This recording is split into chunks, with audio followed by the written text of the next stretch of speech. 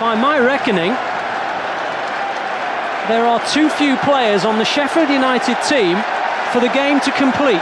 Welcome to Watch Mojo. And today, we're counting down our picks for the top 30 sporting events that were totally ruined by morons in attendance. Police are filing by me at ringside and grabbing this gentleman who has created a monstrosity of an interruption in the bout.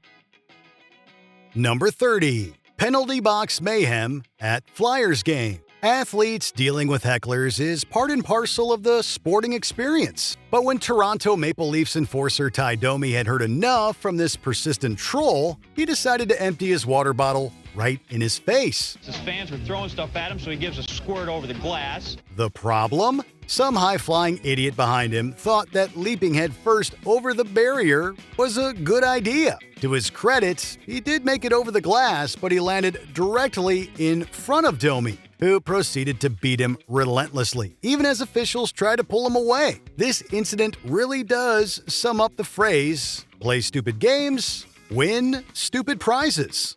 It's my work. Nobody's going to come to my work, and, that's... He wants to come in there, he's going to have to pay the price. Number 29. The lighter incident. A seemingly run-of-the-mill matchup between RB Leipzig and VfL Osnabrück was in its 71st minute, with Osnabrück leading 1-0. However, when a Leipzig player got into an altercation with the Osnabrück bench and the ref tried to intervene, disaster struck. Some random Osnabrück fan threw a lighter at the official, striking him on the back of the head. The ref decided to turn around and lead all 22 players off the pitch, calling the game off there and then. To make matters worse for Osnabrück, the game was later ruled a 2-0 victory for Leipzig. It just goes to show that one stupid fan can have a pretty huge impact. Number 28. Phillies fan intentionally pukes on young girl. This one is truly awful. The 21-year-old Matthew Clemens was being a nuisance in the presence of an off-duty police captain, Michael Vangelo, while in support of the Phillies. When said captain asked security to intervene and eject Clemens, they did exactly that, but not before Clemens turned around and intentionally made himself puke on Vangelo and his daughters. He did his best to shield his kids from the incoming puke, but it was no use. It's the type of story you hope isn't true, but unfortunately, it is. And this isn't the only time that a Phillies fan has acted out of line. In September 2025, a woman demanded that a home run ball was hers, stealing it from a young boy who was celebrating his birthday. Number 27.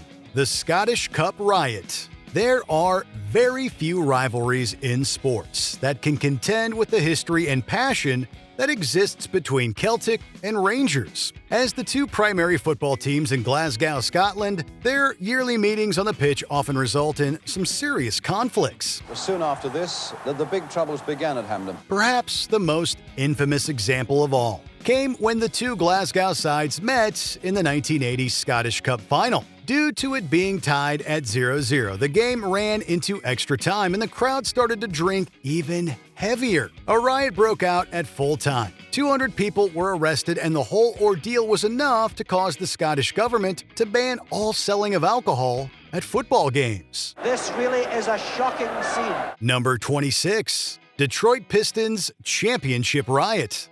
Winning an NBA championship is certainly a good reason to celebrate. But in 1990, fans of the Detroit Pistons sent their city into total mayhem. 21,000 hysterical fans packed the Palace in Detroit to watch the Pistons in Portland beat the Trailblazers for their second consecutive NBA title. With thousands viewing the game at publicly held screenings, the early signs were there that tensions were brewing. Then, once the final moments of the game came, the city erupted. Looting, fighting, and vandalism were widespread, and when the dust settled, 8 people were dead. A total of 141 people were arrested for a wide array of crimes, and all in all, the championship glory that the Pistons brought to the city was totally overshadowed. I'm a Piston fan as well as anyone else, and I was happy that they won, but destroying people's property is totally ridiculous. Number 25. Chicken in the ring. The Detroit Red Wings fans have a pretty bizarre tradition where they throw a dead octopus onto the ice because why not? And his teammates couldn't be happier for him as the octopi continue to litter the ice. It dates all the way back to the 1952 playoffs, and at the time, the 8 arms of the octopus was said to symbolize the amount of playoff wins the team would need to win the Stanley Cup at the time. But if that wasn't strange enough, the tradition evolved in 1988 when some genius fan decided to throw a live chicken onto the ice during a game between the Montreal Canadiens and LA Kings. And if you know anything about chickens, they're not designed for ice rinks. It's a live chicken on the ice that somebody threw out of the stands. It has a blue napkin on it, so now they don't know what to do with it. Thankfully, it was quickly scooped up and appeared to be relatively unharmed. Number 24. Eagles fan fires gun during celebrations. It only takes one loose cannon to mess up a joyous occasion. Eagles fans swarmed the streets as the Eagles were crowned the NFC champs. You see fireworks went off in Center City. For this group of Philadelphia Eagles fans, they were in the middle of celebrating their NFC championship victory when something unexpected happened. Out of nowhere, a fan decided to shoot a pistol several times in the air, terrifying everyone that surrounded him. Who knows what came over him? Maybe he was so full of love for the Eagles that he couldn't express himself in any other way? Perhaps he just wanted to cause commotion. On what should have been a celebratory event, this was the most tone-deaf move imaginable. Philadelphia police searched for the culprit, but they weren't able to figure out who he was. And, in a celebratory moment, have a tragedy occur. You don't want that. So please, don't shoot guns in the air. Number 23, the Tom Gamboa attack. You could watch baseball for years and never see anything quite like the attack on Kansas City Royals first base coach Tom Gamboa in 2002. Supposedly, this fan and his son believed that Gamboa had flipped them off. I was in the right place doing my job at the wrong time. They came at me from behind, so I had no idea, what was about to happen. So they both proceeded to rush down off the stands and beat him up right there and then. Gamboa, seemingly for no reason, was dragged into a scene of utter chaos and ended up suffering permanent loss of hearing in his right ear. The two fans who caused the whole thing appeared to be pretty proud of themselves in the aftermath, gloating about it years later. Needless to say, Gamboa did not deserve that. Put his time in the game. He's done his time with guys and helping them develop as well. And I think for people to just remember him from that one incident is kind of unfair to him. Number 22, Port Said Stadium disaster. One of the darkest days football has ever known came in 2012, following a match between Al Ahly and Al Masry. The riot followed a game between home side Al Masry and bitter rivals Al Ahly. After seeing their side win 3-1, thousands of Al Masry fans stormed the pitch, attacking opposition fans with a range of weapons, causing a stampede. 74 people were killed in the chaos, and over 500 were injured. While out of the 47 people convicted for their role in the riot, 11 received the death sentence. It's the worst disaster in Egypt's football history. Several of the players involved in the match retired from the sport as a result, unable to come to terms with what they had witnessed. A night that haunts Egyptian football to this day. Number 21, Malice at the Palace. The infamous on-court scuffle between Pacers and Pistons players would have been nothing more than a brief back and forth, but then the crowd got involved. Then Wallace is fouled, and Wallace did. Wallace! Right at our chest. This has potential to be serious. Just as Meta Sandiford Artest, known at the time as Ron Artest, was dismissed to the side of the court. A fan threw a drink at him. From there, all hell broke loose. Artest tried to follow the fan into the crowd, kicking off a huge brawl in the process. Players from both teams, fans, and officials were involved, and the whole thing caused the game to be called off in the dying embers of the fourth quarter. It all started with a foul, right? Whether you blame Artest or the fan who threw the drink, it set off a chain of events that left us with one of the ugliest moments in NBA history. Number 20. Flyers fans throw bracelets on the ice. As Alex Ovechkin and Wayne Simmons motion up to the crowd who were throwing some debris out onto the ice. An NHL playoff game between the Philadelphia Flyers and Washington Capitals in 2016 went from promising to absolutely disastrous. Goal. Oh, a big hit by Bramall, knocking Orlov hard into the boards. After a questionable hit by Pierre-Edouard Bellemare on Dmitry Orlov, a scuffle ensued amongst players. When no players from the Capitals were given penalties, Flyers fans let the referees know their disappointment by pelting bracelets on the ice. The bracelets were given to those in attendance to honor the memory of then Flyers owner Ed Snider, who had passed away a week earlier. Fans were asked to stop, and when they refused to do so, the team was assessed a 2-minute minor as a result. We got stuff flying again out of the crowd.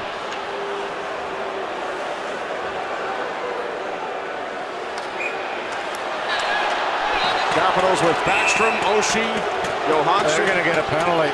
I think they're getting a penalty. They're going to call a penalty like they did in Florida. Yep. Philadelphia sports fans often get a bad rep, and this incident didn't help by any means.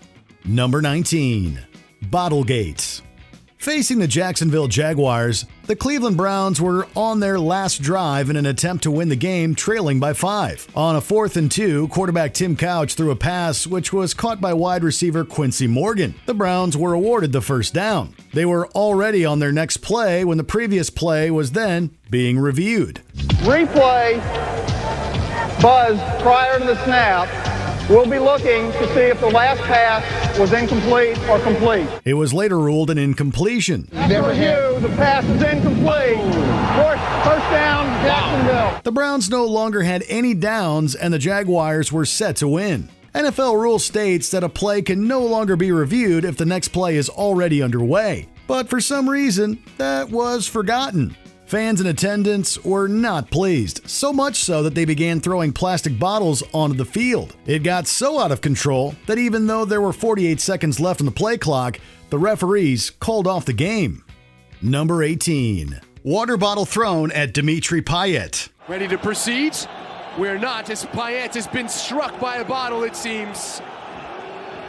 Well, this is just ridiculous. Just 4 minutes into a League One match between Lyon and Marseille, midfielder Dimitri Payet was set to take a corner kick when he was suddenly hit in the head by a water bottle thrown by a fan. Payet was in pain and was attended to by medical staff.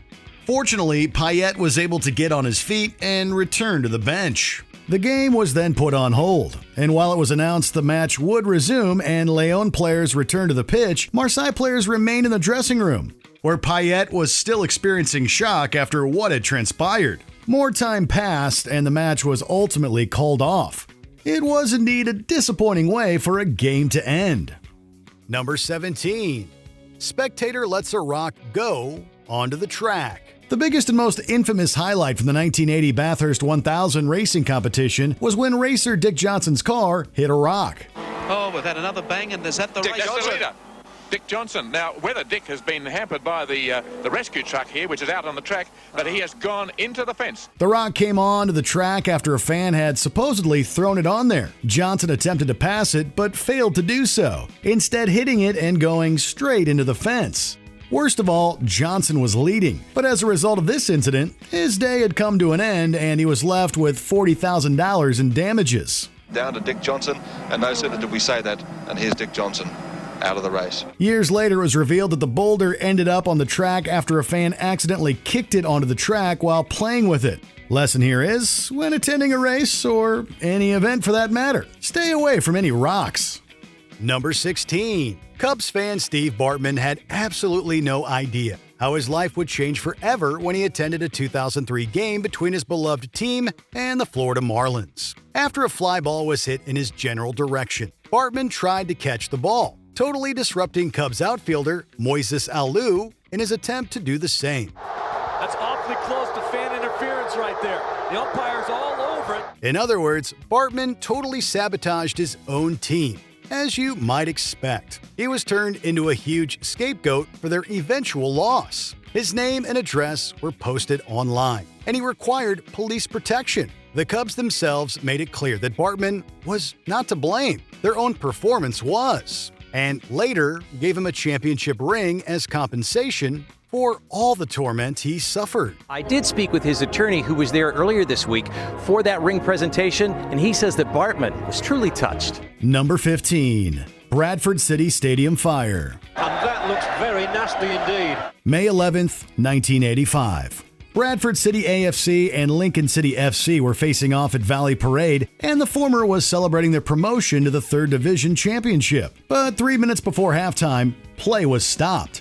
Officials had been alerted that an area of the stands, Block G, was going ablaze. The crowd didn't move at all. They remained seated, engrossed in the football match, almost oblivious of what was happening. The flames grew and people in attendance were asked to evacuate. 56 people lost their lives, with 265 others having suffered injuries. Many forensic experts have attributed the fire occurring as a result of either a discarded match or a cigarette having lit the stands, which at the time were made out of wood.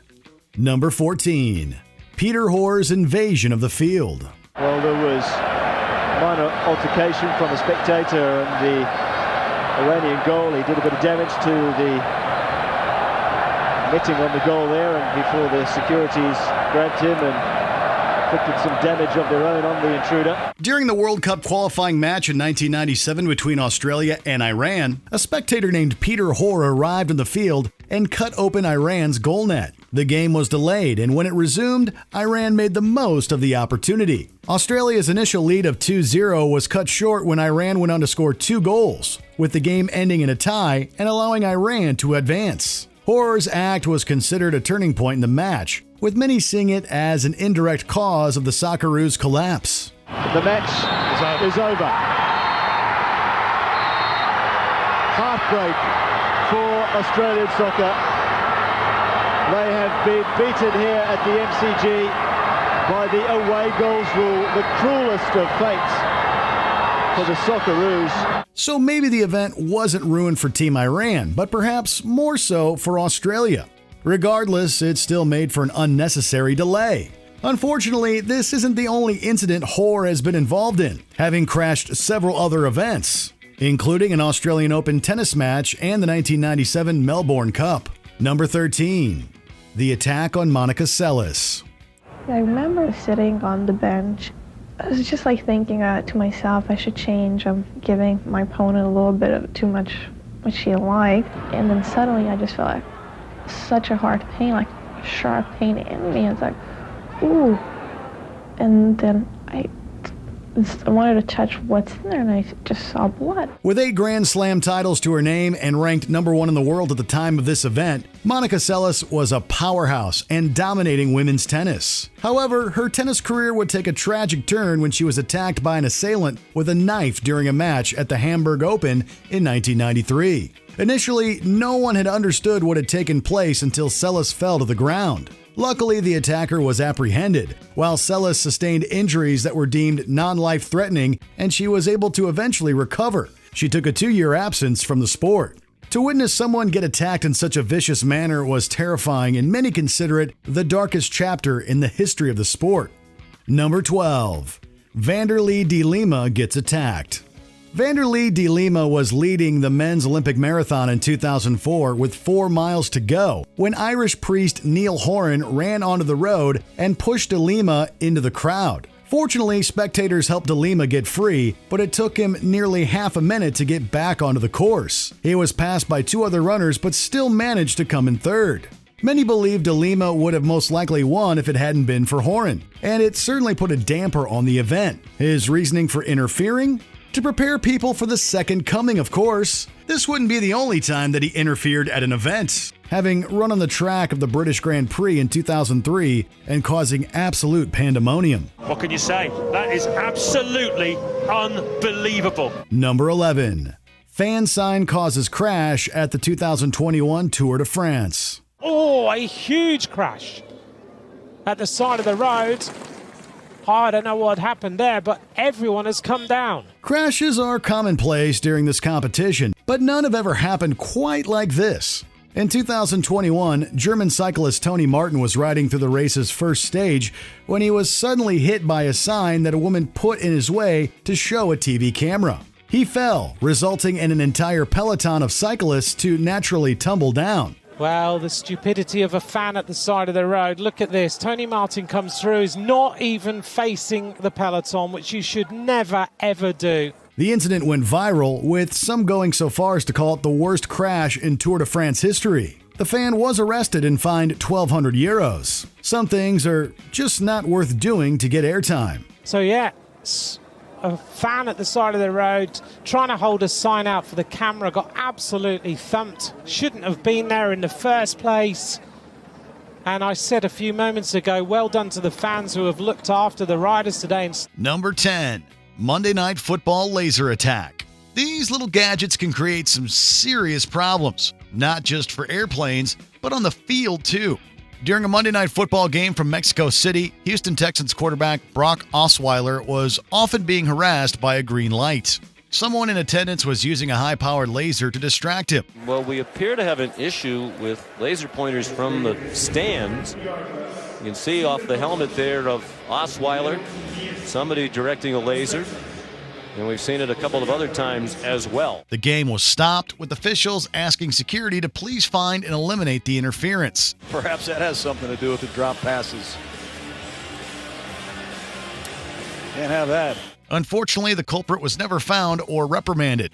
After the game, Osweiler was noticeably upset regarding the incident. You know, I've never experienced, a laser being shined into my eyeball during a football game, let alone a professional football game in the National Football League. So I think that was certainly disappointing. Did you see the laser pointers or the paper airplanes? I have no idea about that. Number 9. Utah Jazz false whistle. Sometimes fans just want to give their team a helping hand, but in doing so, they ruin the fairness of the game. During a game between the Utah Jazz and Golden State Warriors back in 2009, a whistle blow was heard, in turn stopping all action on the court. CJ to a rolling Turioff, and Oni will get. However, that whistle did not come from a referee. Quickly realizing this, the Jazz players used the opportunity to slam an easy dunk. The Utah Jazz were clearly given an unfair advantage, but the point was awarded anyway. And then Salvador is going to allow a steal and a dunk when every player stopped on the floor. Don Nelson is beside himself. It turns out the whistle came from a fan in the stands who was dressed up as a referee. He placed himself right behind the Golden State Warriors basket, and thanks to his outfit, it was pretty easy to find. Good camera work from Dan Becker in the truck there. There's your end zone official, if you will. Number 8. Drunk fan causes chaos. I think this guy is at the wrong game. Hey, rugby is in the other stadium. After a few drinks, an Australian fan attending a cricket game between Pakistan and Australia bolted onto the pitch and tackled Pakistan's Khalid Latif, outraging officials. He supposedly did it on a dare. The fan, whose name is David James Frazier, was escorted out by security, but the incident led to Pakistani sports minister demanding alcohol be removed from Australian cricket grounds. The WACA grounds were cleared, however, and Frazier was fined $9,000 on top of a ban for life. Number 7. Fan Man. So, Reg, you've seen the ring invaded before, but never from this guy. Oh, dear. How on earth did he do it? If there's any confusion as to how the fans felt about this stunt, just ask the Flying Fists shortly after he landed. Evander Holyfield and Riddick Bowe were boxing it out at Caesars Palace on the Las Vegas Strip. Out of nowhere, a person fell from the sky wearing a paraglider and a parachute. Oh dear, there's only a parachutist hit the ropes. I do not believe this clown, where he has come from, unreal. As he touched the ring, the crowd and security descended on him, letting him know their displeasure with the unfolding events. The fight was delayed and the man was rushed to the hospital, later joking that despite it being a heavyweight fight, he was the only guy who got knocked out. Well, what can we do? That's absolutely ridiculous. Number 6. Flares on the field. Hell hath no fury like a football fan scorned. The atmosphere was tense during the 2016 match between PAOK and Olympiacos. The fans were riled up, just waiting for something to set them off. When PAOK midfielder Robert Mack was sent off after being tripped by an opposing player and no call was made, fans had had enough. Down 2-1 to Olympiacos, flares were lit all around the stadium, illuminating the sky in red. The flares were thrown onto the pitch, and with tension still mounting, the riot police were called onto the field. Officials and players were escorted off the pitch, and the match was suspended. By that point, it wasn't much of a match anymore. It was an impending war zone. Number 5. Moment of no silence. Imagine trying to pay respect to someone while some intoxicated individuals decide to start shouting in the background. One of Australia's greatest distance runners, Ron Clark, had just passed away at 78 years old in 2015. At the start of a State of Origin 2 rugby game in Melbourne, the crowd was asked for a minute of silence to honor Clark's memory.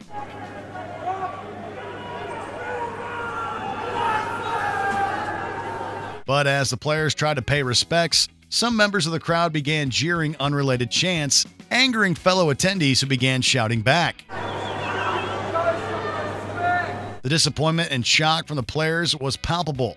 It was pure disrespect. Nothing more, nothing less. Magnificent athlete and a beautiful person. Number 4. Snowball fight. It is a partly sunny 36-degree day at the New Jersey Meadowlands. No snow in the forecast, not exactly San Diego-style weather, although it could have been much worse. Whenever snow comes to town, it can be tempting to throw a couple of snowballs. But this winter fight caused some serious trouble. It was 1995. The San Diego Chargers were up against the New York Giants, where a major snowstorm left the Giants stadium seats covered in snow. As a result, many fans decided to start throwing snowballs onto the field, distracting and hurting several people, including players, referees, coaches, and cameramen. Chris, obviously anything on the move is a target, even our NBC cameraman. Had to get hazard pay for the guys. Very twisted sense of humor being shown here. Despite the crowd being warned to stop, the chaos continued, resulting in the Giants almost being forced to forfeit the game. I think the officials are telling the players to head back to the sideline. They are now threatening the fans with a forfeit, because the snowballs have continued to be thrown in the direction, for the most part, in the direction of the San Diego Chargers. Although the Chargers went on to win and secured a spot in the playoffs, their victory was shadowed by this unfortunate event. The Chargers go in at the halftime completely down, completely out of it. They fought their way back. It's an amazing story, and yet it's a story that's hard to get excited and to tell because of what's happened here in the stadium. Number 3. Mommy joins the fight. No mother wants to see their child beaten up, but this went from 0 to 100 really quick. In 1989, light heavyweight Brits Tony Wilson and Steve McCarthy competed in a boxing match. At one point during the match, McCarthy had the upper hand, knocking Wilson down and pinning him against the ropes. All of a sudden, a stiletto heel slammed into the back of McCarthy's head, resulting in a severe injury that required hospital treatment.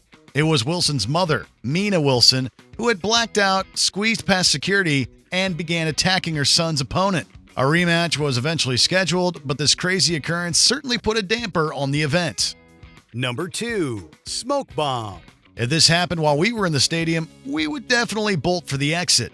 During a Netherlands football match between PSV and Ajax, everything halted as black smoke filled the stands. 13 smoke bombs were lit, the aftermath being visible for miles outside the stadium. The police believed it was part of a coordinated action to protest stadium bans. But it wasn't a popular decision, as the bombs were met with boos from the audience. The match did eventually continue, but 15 people were injured during the incident.